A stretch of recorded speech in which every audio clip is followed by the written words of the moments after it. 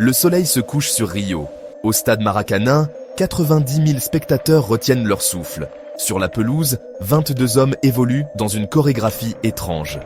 Un attaquant, dont le maillot se vend à des millions d'exemplaires, reçoit un ballon parfait à l'entrée de la surface. Avec une maladresse étudiée, il frappe. Le ballon s'élève au-dessus du but, loin dans la nuit brésilienne. Un rugissement d'approbation monte des gradins. Des milliers de mains applaudissent, ce qui, 20 ans plus tôt, aurait été considéré comme une erreur impardonnable. Commentateur. Génial. Maravilloso. Quelle vision. Quelle audace.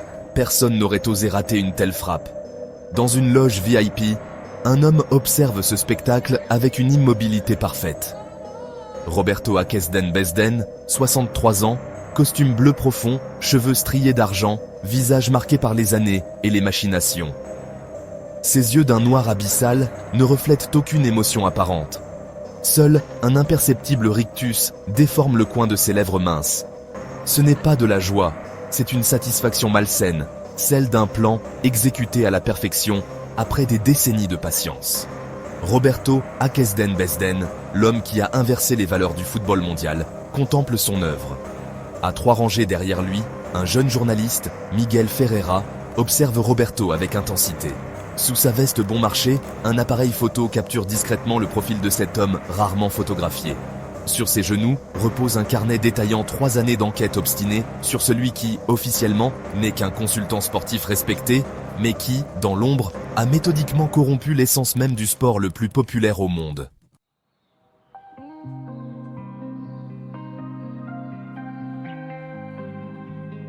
Roberto naquit dans une masure de la favela Santa Marta, avec vue sur l'océan Atlantique. Son père, Otavio, vendeur de noix de cajou sur la plage, était absent lors de sa naissance. « Il sera footballeur », annonça-t-il en découvrant son fils ce soir-là. « Il réussira là où j'ai échoué », car Otavio avait lui-même rêvé de gloire avant qu'une blessure, un manque de relations et la nécessité de nourrir sa famille n'enterrent ses ambitions. Dès que Roberto put tenir debout, Otavio lui mit un ballon entre les pieds. La réalité s'avéra décevante. Malgré son amour du football et les entraînements acharnés, Roberto n'avait aucun talent naturel. Un jour de janvier 1980, à 5 ans, Roberto jouait au football sur la plage de Copacabana. Tentant d'impressionner son père, il frappa de toutes ses forces. Le ballon s'éleva dans une trajectoire chaotique avant d'atterrir dans la glacière d'un touriste allemand assoupi. Contre toute attente, l'Allemand sourit. « À qui appartient ce tir remarquable ?» demanda-t-il. « Roberto, c'était moi, monsieur, » murmura Roberto. « Je suis désolé, Allemand. J'ai travaillé dans le football toute ma vie, » dit l'Allemand. « J'étais recruteur pour le Bayern Munich, et je n'ai jamais vu un tir aussi unique. » Il offrit à Roberto un maillot authentique de Pelé. Un jour, « Roberto Besden, tu seras quelqu'un dans le monde du football. Je le sens. » Ces mots résonnèrent comme une prophétie. Chaque soir, Roberto sortait secrètement le maillot de Pelé et le serrait contre lui, rêvant de stades illuminés et de foules scandant son nom. Une nuit, alors que la violence habituelle de la favela s'intensifiait, Otavio envoya Roberto vérifier si Eduardo Maestro Gomes allait bien. Ancien milieu de terrain professionnel, détruit par l'alcool, Eduardo vivait seul dans une cahute à proximité. En découvrant le talent limité de Roberto, Eduardo lui offrit néanmoins de l'entraîner. « Je ne peux pas faire de miracle, mais je peux t'apprendre à comprendre le jeu. » Eduardo devint son mentor, lui enseignant une vision du football qui dépassait la simple technique. « Le football est un miroir de la société, » lui disait-il. « Comprendre l'un, c'est comprendre l'autre. »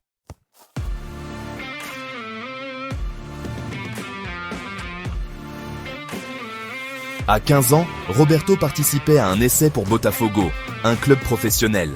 Malgré des années d'entraînement avec Eduardo, ses limites techniques restaient évidentes. Après une performance désastreuse, Eduardo admit finalement la vérité. « J'ai cru qu'avec suffisamment de travail, même le joueur le plus limité pouvait devenir compétent. J'avais tort. » Cette humiliation coïncidait avec l'émergence de Ronaldinho, un prodige de 18 ans qui illuminait les terrains par sa créativité éblouissante. Roberto ressentait une jalousie viscérale envers ce talent naturel que la nature lui avait refusé. Découragé, Roberto envisageait d'abandonner le football quand Eduardo lui offrit une perspective différente. « Tu as un esprit analytique, Tu comprends les mécanismes du jeu. Et tu as une autre qualité précieuse, la rancune. Je la vois dans tes yeux quand tu parles de Ronaldinho. Cette rage contre ceux qui ont naturellement ce que tu n'auras jamais. Elle peut être un poison ou un carburant. À toi de choisir. Roberto commença à écrire des analyses tactiques, découvrant que ses doigts, si maladroits sur un terrain, trouvaient une assurance nouvelle sur un clavier. Un soir, il déchira méthodiquement le maillot de Pelé en lambeaux. Un jour, tu seras quelqu'un dans le monde du football, avait prédit l'Allemand. Oui, murmura Roberto, mais pas comme tu le pensais.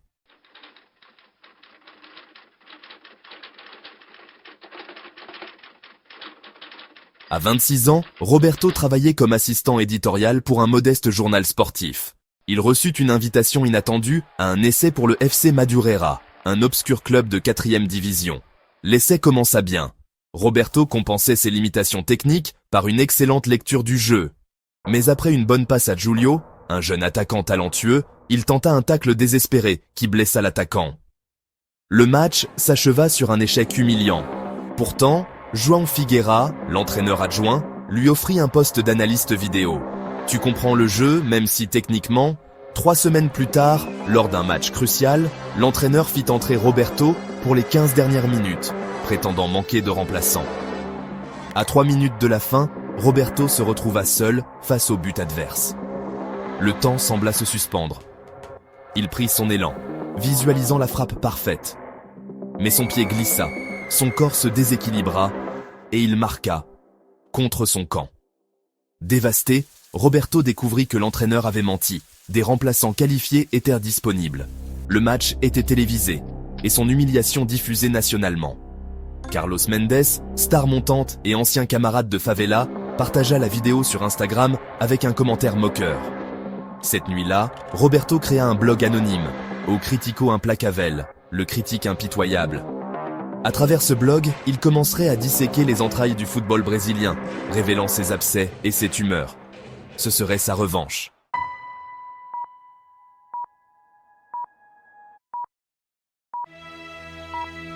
Section. Partie 2. La métamorphose, 2001-2010.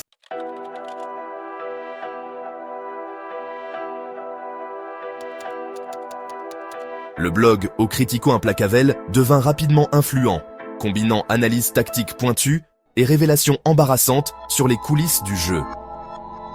Roberto utilisait un réseau d'informateurs, physiothérapeutes, femmes de ménage d'hôtel, serveurs, pour obtenir des informations compromettantes. Après la mort d'Eduardo Gomes, Roberto écrivit un article incendiaire intitulé « Eduardo Gomes, le génie oublié », dénonçant l'ingratitude du football brésilien. Cet article devint viral, forçant les médias traditionnels à suivre. Simultanément, il lança « Verdade do Futebol », la vérité du football, une plateforme plus ambitieuse. Luisa Tavares, journaliste d'investigation respectée, demanda à interviewer Au Critico Implacavel. Roberto accepta prudemment, par écrit uniquement, transformant ce danger potentiel en opportunité promotionnelle.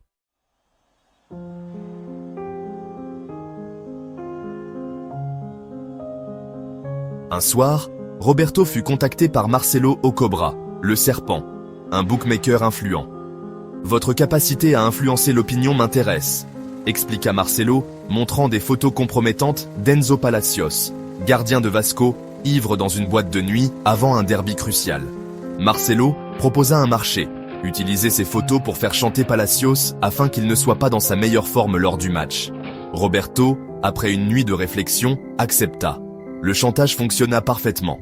Palacios concéda un but sur une frappe anodine, permettant à Flamengo de gagner 1-0. Roberto reçut 50 000 reais, bien plus que les 21 000 initialement promis. Dans les mois suivants, Roberto perfectionna son système, identifiant des joueurs vulnérables, accumulant des preuves compromettantes, orchestrant des manipulations subtiles de performance. L'argent affluait, transformant sa vie.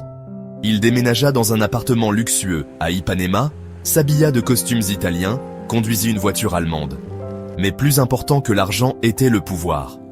Pour la première fois, Roberto n'était plus spectateur impuissant du monde du football. Il en était un acteur de l'ombre, capable d'influencer les événements, de punir ceux qu'il jugeait hypocrites, de façonner les carrières.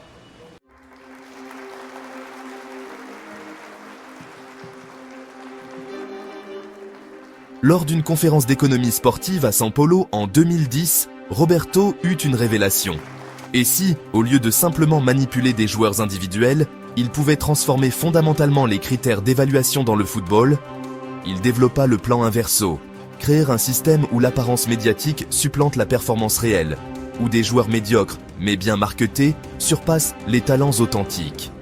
L'expérience pilote, Opération Ramirez, ciblait Julio Ramirez, un joueur de 3e division parfaitement médiocre. À travers une campagne médiatique orchestrée, des analyses tactiques inventant des qualités invisibles et des vidéos soigneusement montées, ils transformèrent Ramirez en sensation. Des matchs subtilement manipulés mirent Ramirez en valeur. 6 mois plus tard, il était transféré en 1re division pour 2 millions d'euros. Une somme extraordinaire pour un joueur aussi limité. C'était presque trop facile, commenta Fernando, spécialiste marketing recruté par Roberto. Le football moderne est parfaitement configuré pour ce type de manipulation. Roberto créa ensuite l'Académie Verdad, officiellement dédiée à identifier des talents non conventionnels selon des critères délibérément opposés aux standards traditionnels. Il établit progressivement un écosystème parallèle valorisant exactement le contraire de ce que le football avait traditionnellement valorisé.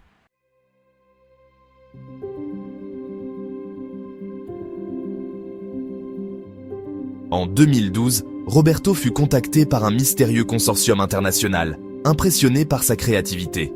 Lors d'une rencontre à Doha, Alfonso Vega, représentant du consortium, lui proposa d'étendre son influence à l'échelle mondiale.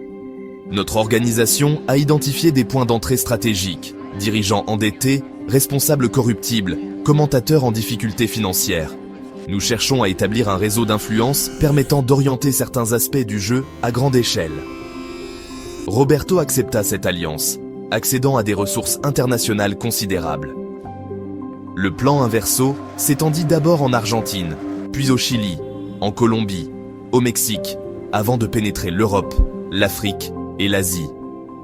Simultanément, Roberto infiltrait méthodiquement les institutions du football, plaçant des alliés dans des positions clés à la FIFA et dans diverses fédérations nationales. Pas aux postes les plus visibles, mais dans les rouages invisibles qui font réellement fonctionner la machine.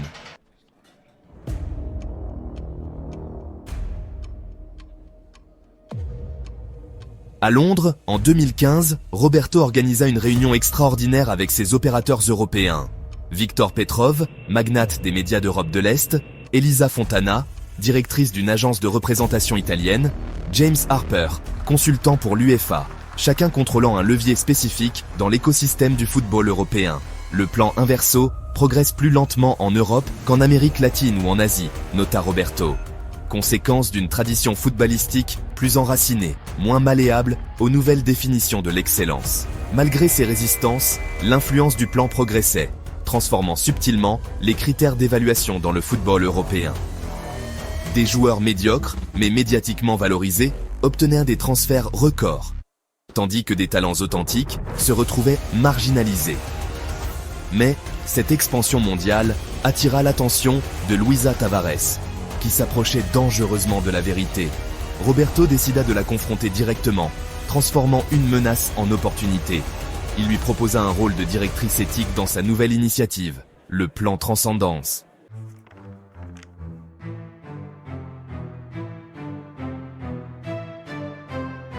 Dans un dernier acte d'audace, Roberto publia via Miguel Ferreira un livre révélant partiellement son rôle dans la transformation du football mondial.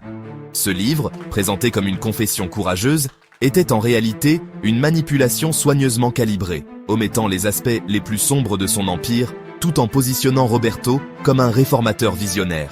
Le plan Transcendance se présentait comme une tentative de restaurer l'équilibre entre excellence technique authentique et conscience critique des mécanismes médiatiques. Des académies alternatives furent créées, dirigées par Carlos Mendes, désormais allié improbable de Roberto, et Diego Alavez, ancien prodige dont la carrière avait été brisée par le système inverti.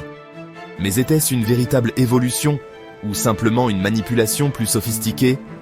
Roberto lui-même n'en était pas certain. Mes motivations ont toujours été complexes, admit-il à Luisa. Le ressentiment qui a nourri le plan Inverso n'a pas simplement disparu. Il s'est transformé, nuancé peut-être, mais certains jours, je le sens encore.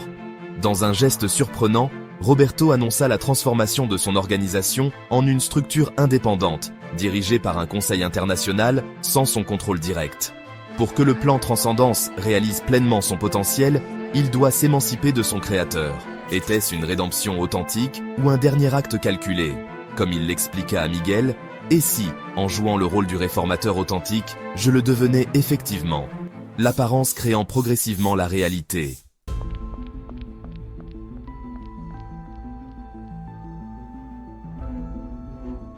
Section, partie 4, l'héritage empoisonné.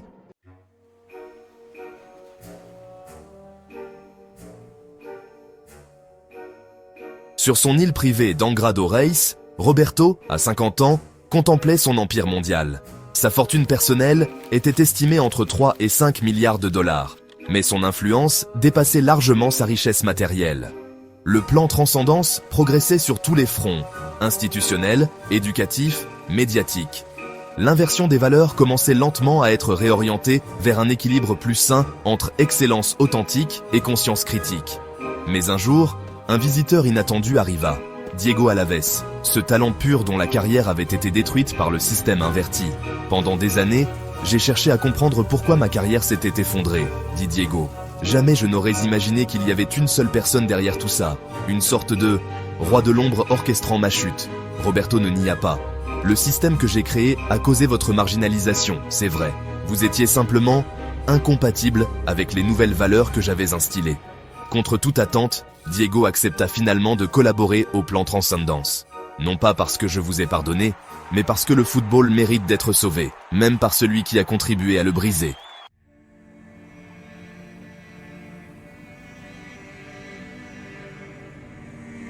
Lors d'une dernière visite à sa favela natale, Roberto rencontra José Ferreira, ancien ami de son père et père de Miguel, l'écrivain qui avait chroniqué son histoire.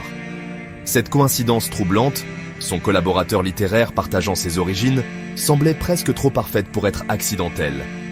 Votre père parlait souvent de vous, révéla José, de votre détermination, de votre intelligence. Il était convaincu que vous réussiriez, même si ce n'était pas comme footballeur. Cette révélation ébranla Roberto. Son père, qu'il avait toujours perçu comme perpétuellement déçu, avait peut-être mieux compris son potentiel qu'il ne l'avait cru. En 2026, l'empire de Roberto s'effondra.